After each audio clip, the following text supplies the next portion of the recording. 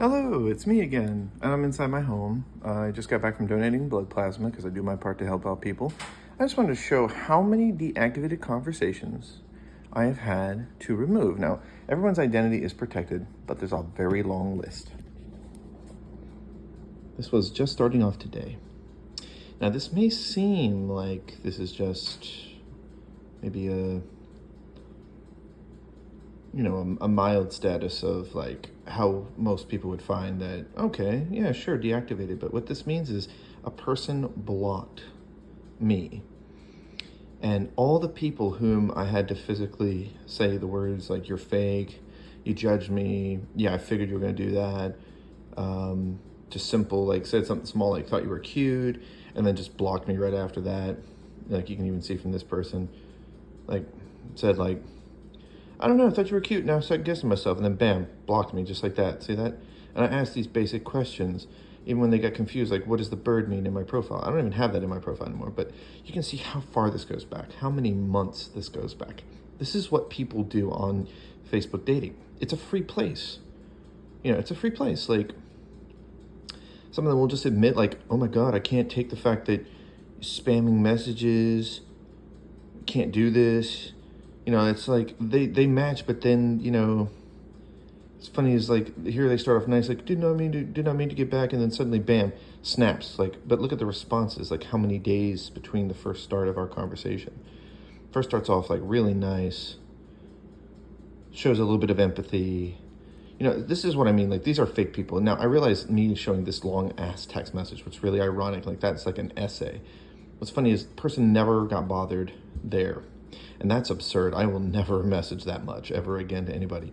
But like what's funny is just ignored it, right? Didn't even get upset. And then bam, look at that. Like start of checks, like your entire last message, like she's confused, yada, yada, yada.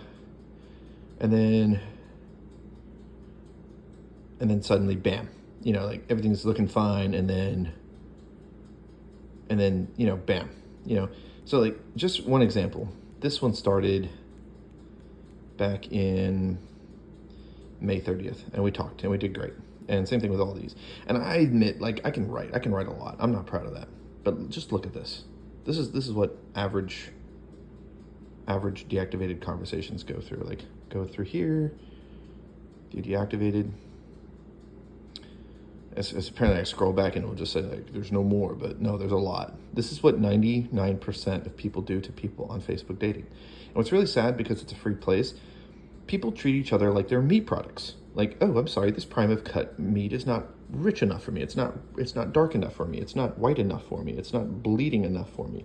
So, here's the thing. This is what I say. Children in the future are already dealing with anxiety and stress. I admit I'm not perfect with the way I write. I write terrible sloppy brain messages sometimes, and you think somebody would be like, oh wow, you didn't need to work on your writing. Say something nice, like constructive criticism, and I am trying to. I do my part to help people, and I do my part to donate blood plasma. Originally, I used to work as a driving instructor. I taught people behind the wheel, and people could get along with me just fine, but for some reason on social media, to people, another person's profile is nothing different than shopping for a meat product or a product that you use and utilize in your house for your cosmetic needs. If it doesn't fit your needs, you just toss it aside. You get rid of it. You ignore it. You don't even pay attention to it. That's what people treat other people with their profiles. A lot of people are doing this. It's actually very, very hurtful and very, very poorly managed with most people online. Most people will just see somebody and judge them on their looks, their political beliefs, their religion. If they have kids, if they're a smoker. What's funny is I could actually date somebody who's a smoker. I know a lot of people who can't. It doesn't matter if they smoke cigarettes or smoke weed, 420, ganja, whatever it be. Doesn't matter if they drink, whatever. I'm dealing with somebody right now who's a drinker, and I have to say this stuff because people down the road are going to eventually turn back and be like, man, Facebook dating, it was a great place, but people ruined it. That old saying, everything happens for a reason, a different day, same crap, different day. There's a reason for that. People make the days that we go through every day the way that they want to make them, and they make them crappy for other people.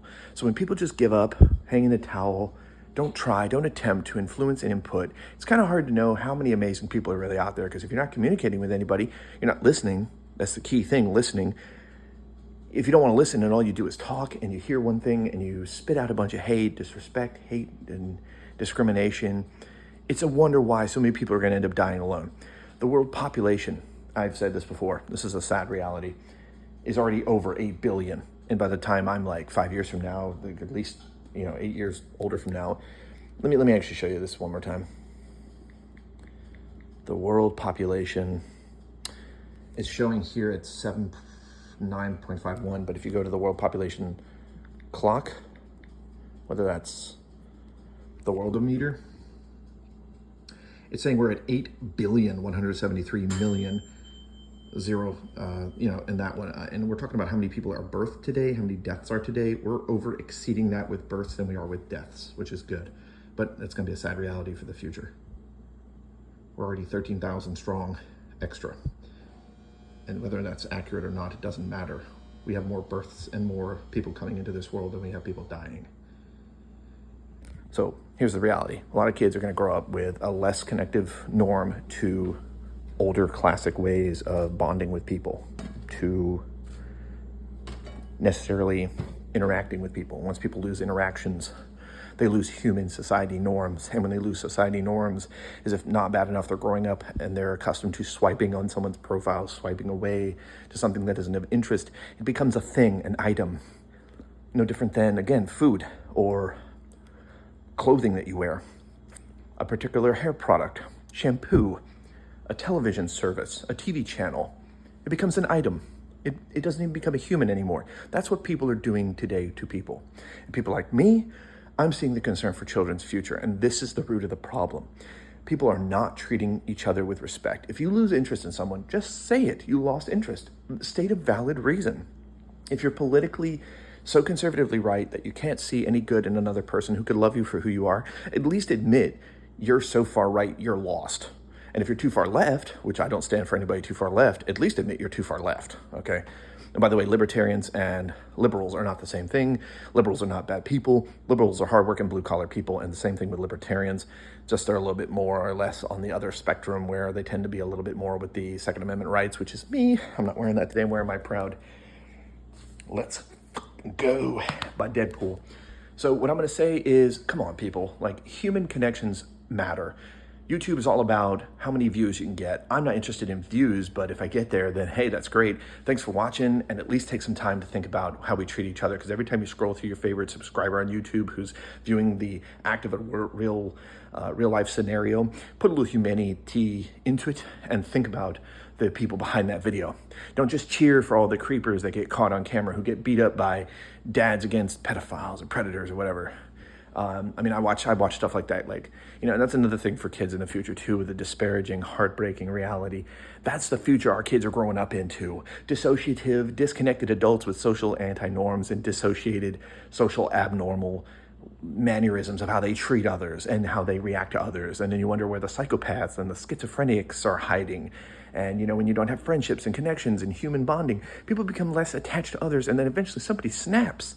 So, with kids growing up in today's world, they're going to be facing a much more disturbing and hollow and empty and heartbreaking, harrowing time to grow up. And what do you think they're going to turn toward?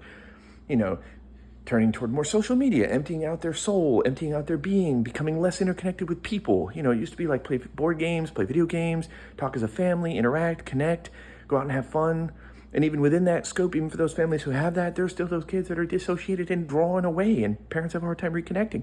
There's a reason for that. There's less of that in society now, pushing back toward that normal family standard that everybody's become so normalized. It's just accustomed to treat somebody like they are just an item, a product, a thing. We're all human beings. Treat each other like it. Thank you again for watching.